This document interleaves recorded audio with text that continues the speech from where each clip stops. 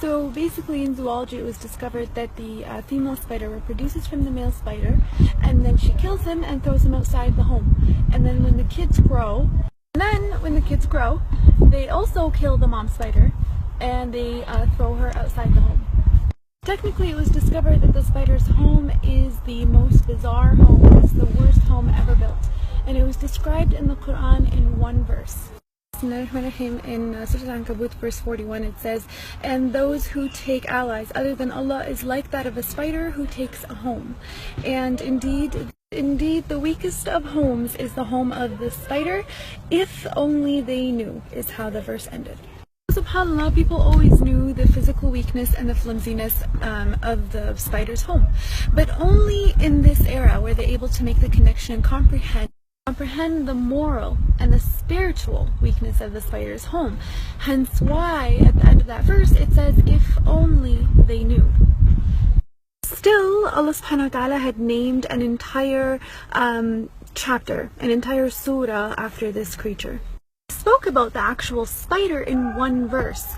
The rest of the surah was about fitan, sins and temptations.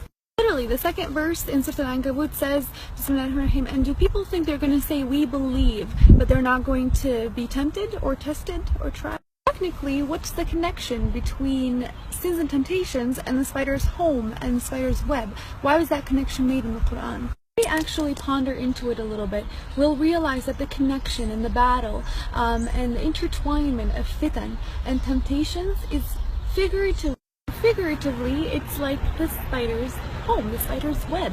Temptations are everywhere. There's a lot of them, and sometimes they're very intertwined and connected, where sometimes it becomes very difficult for the fitan or temptations to be individually distinguished. And that's why the comparison was there. A human who falls into the trap of temptation and sins is like a human who figuratively falls into a spider's web, technically. Here's the thing. If we decide to leave that trap through seeking our Lord with His power and our will, that trap becomes very weak. Just like the spider's web, it gets demolished with the touch of a finger.